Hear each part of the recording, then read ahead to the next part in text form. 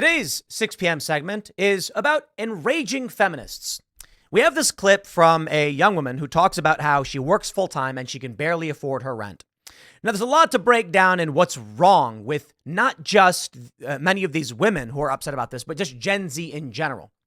But the issue here, as it pertains to feminism, is that many of these women would be better off in their minds, or at least in their arguments, without it. I know it's probably a bit of hyperbole for me to say this.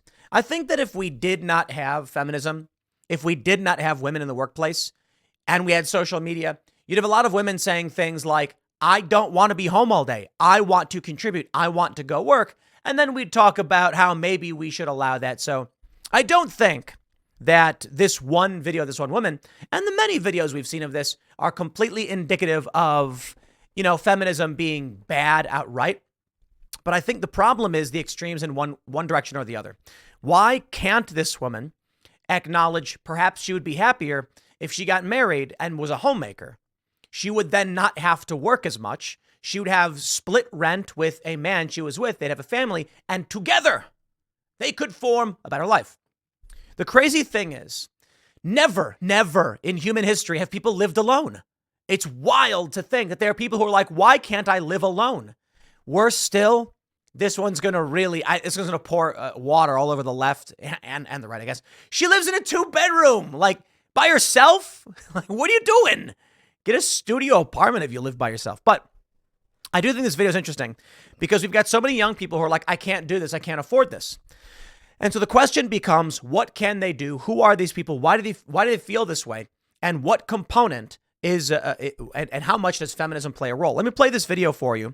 Of this woman, and she kind of just sort of beats a dead horse, so we'll play just a bit of it, because she does just kind of say the same thing several times, but here you go.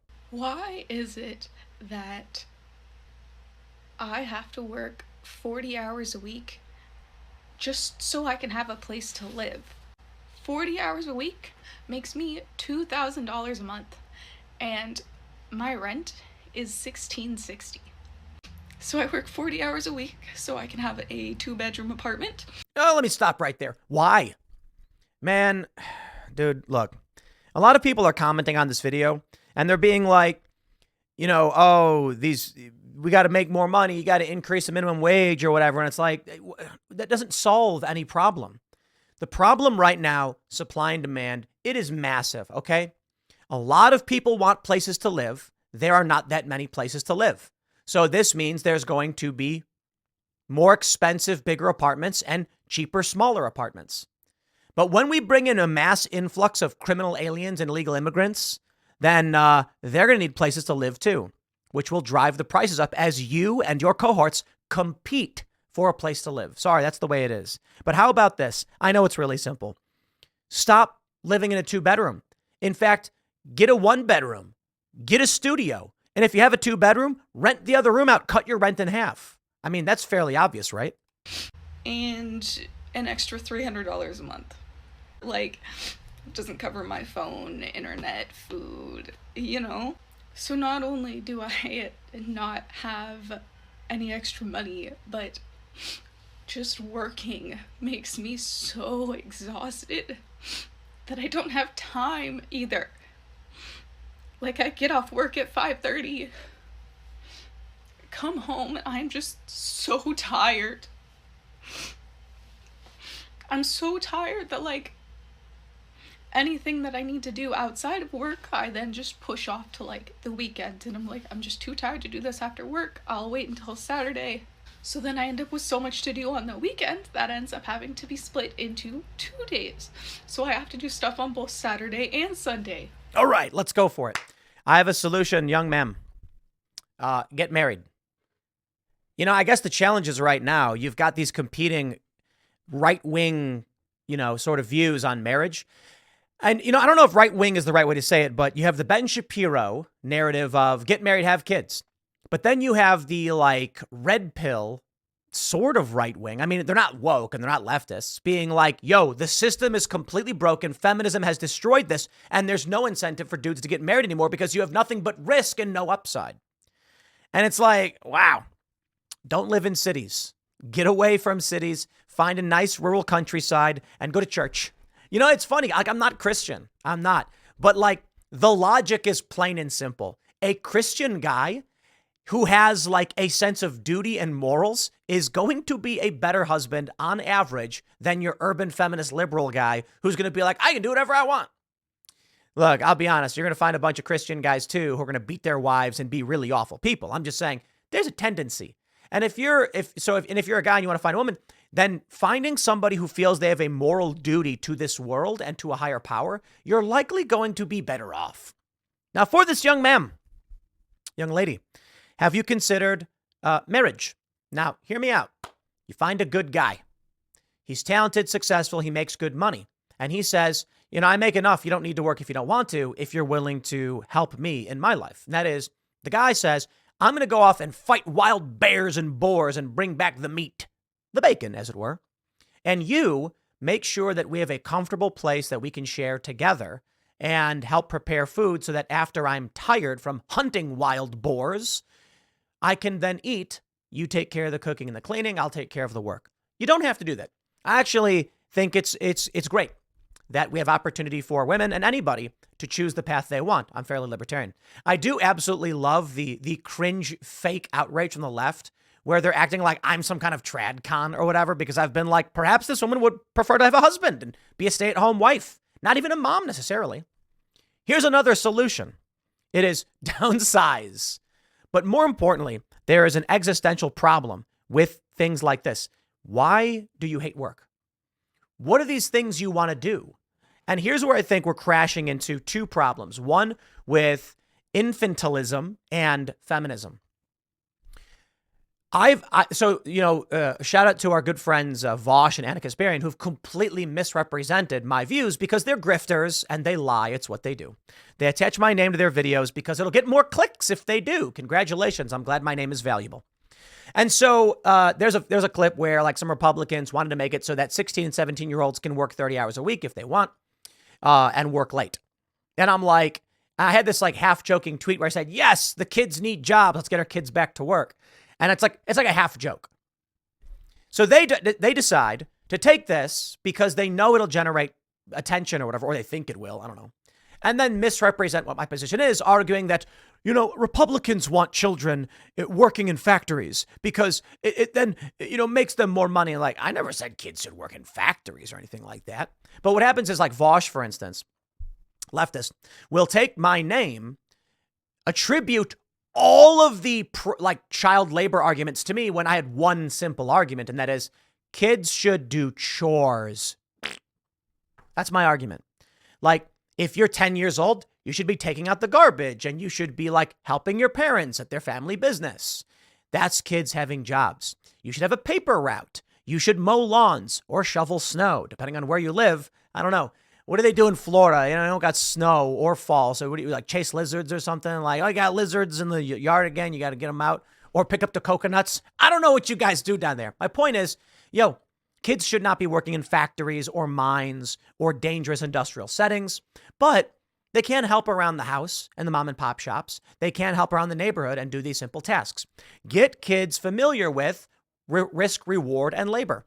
The problem is infantilism. Children should do nothing. Go to an institutionalized learning facility. So by the time you're 22, you've never had a job in your life. You have no idea what work is. You don't know the value of labor. You don't know where food comes from. You don't know how to handle any of it. And then all you want to do is lay about, watch TV, and play video games. This means for men and women. Let me tell you, my friends. See, when I was a baby, my family had me, I learned how to play chess. I was familiar with the internet at a very young age. I think with the internet when I was like, we've had the internet as long as I was alive, I'm pretty sure, like CompuServe on DOS. And then, once I was old enough to use chat rooms and hang out with friends and stuff, I'm on the internet. My family starts a business. For one thing, I'm always doing chores. You have to do chores. You have your list of chores on the refrigerator. And then my family starts a business, and I was like 9 years old, and I'm helping with the mom and pop shop. I'm 10. And I've got $60 in tips from helping at the family business, working on the weekends. That's what kids should be doing. And so when Pokemon comes out, I'm like, I'm going to buy my own Pokemon and my own Game Boy. And I did. And so there's no distinction between work and life. It's one thing. Life is you work, you make, you eat. But people like this, and I'm sorry, young lady, but this is true. Your brain is shattered. Like so many people, when she's saying things like, I want to do something else. You know, it's funny. Throughout human history, as I stated earlier, people didn't live alone. They've always lived with someone, with their families, with their parents, and then when they were old enough, with their wives or husbands, and they started a family. Now we live in this world where it's like a 24-year-old woman is like, I should have a 2-bedroom to myself. Okay, well, that's a luxury that didn't exist a long time ago. Not only for space reasons, but for security reasons. So here's the problem I see. I got to tell you. These people don't want to do anything because humans are programmable. Okay? When you're born, your brain is forming, and your brain is assessing the world and deciding what is and what should be. And these people, through infantilism, grow up in a world where they never have to be adults, and they are shielded from everything by snowplow parents. Everything is given to them. They go in the kitchen, open the fridge, there's food. They never wonder where it comes from. And now you have people on Twitter thinking like milk comes from the store. No, milk comes from the cow. And the cow comes from the farmer who did the work to raise the cow. Technically, the cow came from another cow, but you get my point. They then send the milk to a distribution facility who packages it, sends it to warehouses, who send it to stores, and then you get to buy it. Work has to be done. So for me, everything I do, everything is work. All of it, all the time, 24/7.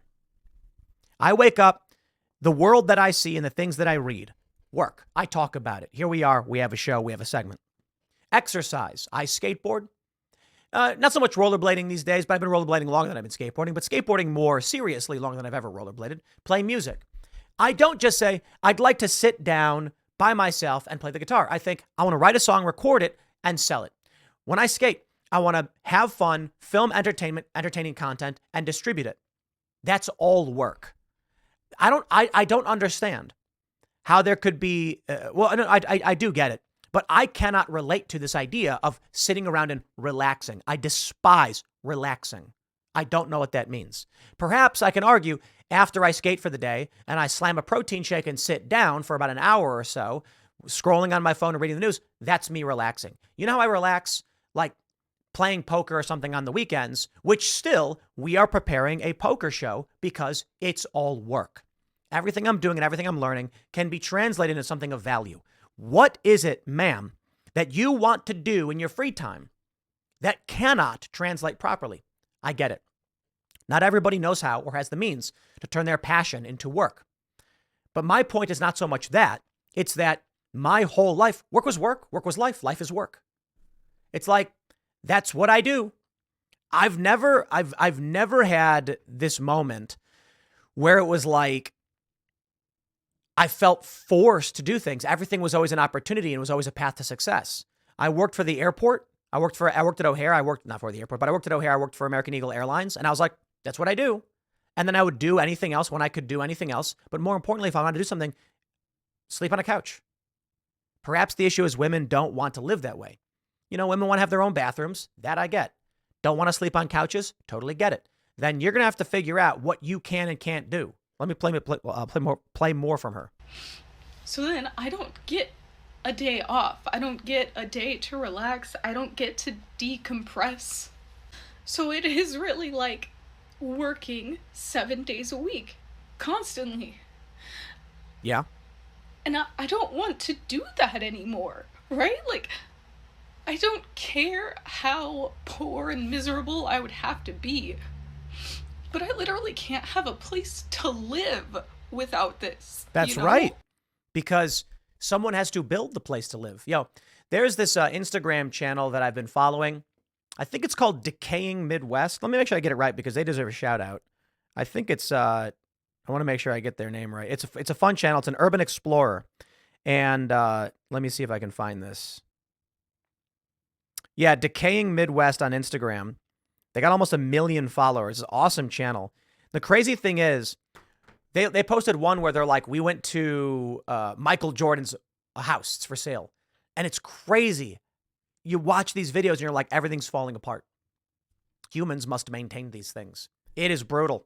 We had a pipe leak or something happen downstairs, and we don't notice right away because it's just drips, and it's going into the drop ceiling. And then like 3 days later, we're like, holy crap, problem. Then we got to bring in this company. They got to bring all these fans and we got to replace insulation. It's like, ugh. Maintaining this stuff is not easy. You have to do something. You don't get to live for free. But here's where I think we're going. This woman makes an important point. I literally can't have a place to live without this, and I don't want to do this anymore. Someone doesn't want to do anything. What are they going to do? They're going to go be homeless. They're going to sleep outside and say, at least I get to wake up and do whatever I want. Man, that's misery to me. No days off? Yeah. I don't get any days off. I just make what time I can during the day for what I want to do. And that's the reality of it, I guess. It really is crazy to me. I don't know. I just don't relate to these people because how I grew up, work was always something like, I'll put it this way. I saw this 4chan post where a guy's like, I treat my life like a video game now. When I go to work, I ask my boss if there's anything that needs to be done, and I treat it like I'm being given a quest in a video game. And then when I earn money, I consider that like experience points. And I'm like, isn't it funny how you can sort of like in your mind, you can make this work? Well, that's always how my life has been. It's always like, what am I doing? What am I saving for? What's my mission? What's my goal? And it was always like, I'm going to get that job done. And for me, I've always had a drive to prove that I could do it. So if someone was like, hey, we need this task done, I'll be like, I'll get it done better than you've ever seen done in your life. And that's probably because when I was growing up, I had parents who were like, you have to work. You have to work to earn your keep. And that's why my mentality now is my kids, they are not getting any. I'm not giving them money. They're not going to have the best clothes. Like they're going to have clothes. They're going to have skateboards. They'll have music instruments better than most. But that was what I was afforded. But I'm not going to, no pulling strings, no fancy cars, no luxuries. You want it, you earn it. Like, I don't know what to do. I'm not. Get married. I'm not made for this. I don't have the money, time, or energy to enjoy my life outside of work. And I don't know what to do about it anymore, I feel bad. But it's also kind of like, humans are programmable, like I was saying. They're not blank slates. I want to make sure that's clear. Genetics play a role in a lot. Clearly, a female and a male are going to be different. But you develop a human. It's going to take a lot of work to rewire them and get them set up to understand what you will need to do to live and to be successful. And they, like young people, they've bad parents. And I think that's a big factor in this. When I made that tweet where I said kids should have jobs, and I did a segment, I made a video about it. We talked about it on IRL where I'm like, kids shouldn't be in factories working full time or mines. No, it's like kids should be mowing lawns or doing a paper route, things or selling Girl Scout cookies, right? Participating and learning how to be a functioning member of society that provides value. The funny thing is, when Anna Kasparian and Vosh misrepresented my views because it earns, gets them clicks or whatever. It's funny because like Vosh's audience, because Vosh lies so much. Sorry, dude. Whatever, man. You misrepresent me so often. Your audience's view of me is like not even me. It's the weirdest thing. They're like, no wonder Tim's been single for so long. It's like, I've literally not been. But whatever. Because they have to create this fake version to justify their fractured worldview. But here's the wild thing that I think we got to close this out with. When I see like Anna Kasparian and Vosh misrepresent my views by claiming I'm for like children working at factories or something, I think if only these people actually knew my argument, they'd say, oh, wait, Vosh and Anna are lying. And I think that's somewhat true. But it's funny, too, because when we went on IRL and I said, kids should have jobs in the sense that they can work in a mom and pop shop. They can take out the garbage or get the mail and things like this. No kid should be in a factory or whatever that stuff. Like those child labor laws are all great. I actually saw these socialists and leftists subreddits. They posted the full clip of me saying exactly that. And I was surprised to learn, in fact, these people think no one should work at all. I'm not kidding. And I was like, these people are broken. I don't know what this woman is thinking, but I do know, thankfully, thanks to OnlyFans, there's always an easy way to not have to work. And then women will say, like, women shouldn't have to do that. Listen, something for something. I think if this woman, she posts this video crying, goes on the internet, men will give her money. That's the reality of it. And that's what's, I think, fracturing everything. So many women who get money for nothing. I mean it, like nothing. Because guys are simps or whatever, and guys might have the money and they might be lonely, but guys can spend money however they want. The surprising thing to me was to find, maybe it's not so surprising, these leftists are just outright like, forcing children into the workforce is so brutal. And like, there's all these posts where they're basically saying like, it's bad enough anyone has to have a job, but to make people do it early is so abusive. And I'm like, the reason you hate working is because you didn't work when you were young. If you grew up in a house that taught you the value of work and you were built up around being productive, when you were older, you would be driven to be productive. My view of the world and like the way I feel is kind of like, in order to get that dopamine hit, I got to do something. I got to build something. I got to make something. I feel physical pain if I'm not producing segments or doing some kind of work or answering phone calls or having meetings. It's like, not literally, it's like emotional pain. Like I just can't sit around. You know, everyone's like, Tim, if you ever stopped doing this, you'd be bored. And I'm like, no, I wouldn't, because I'd be doing something. Like I'm always doing something. For the first like 3 years of of this channel and the other and YouTube.com/Timcast. Oh, and even the first 2 years of IRL, I worked 7 days a week. I recorded segments on Saturday and Sunday too. And it was because I was like, what do I do? I wake up on the weekends and it's like nobody's doing anything. I'm going to go skate in the afternoon. Might as well work. Now, you know, the issue is more like with an expanding business, in order to go to the bank, in order to, you know, do other things that need to be like buy cars that we need to get. Like that, there's been a couple instances where it's like, hey, we need a work vehicle for all of our guests to travel. No time to go buy it unless we go on a Saturday. So now I have the weekends to fill those gaps.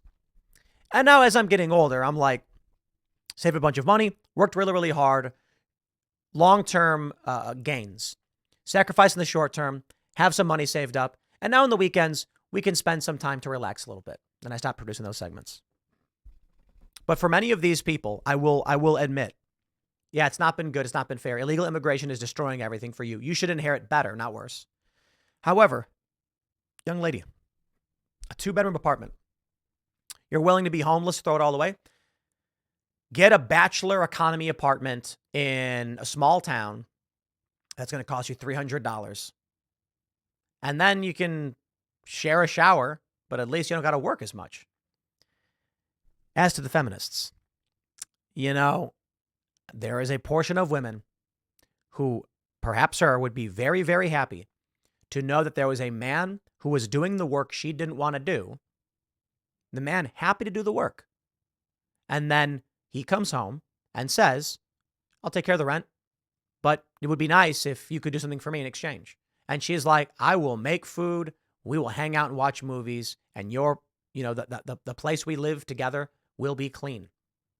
That's a fair trade. And perhaps if she preferred work, the man could stay at home and clean. I don't care.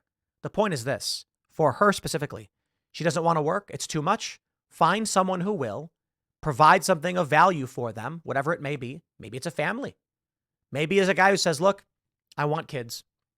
I will work my fingers to the bone to make sure you have everything so that we can raise those kids. You give me kids, I do the work. Men can't produce babies themselves in their own bodies. So they need women for help with help on that regard. In which case, you shouldn't be at work.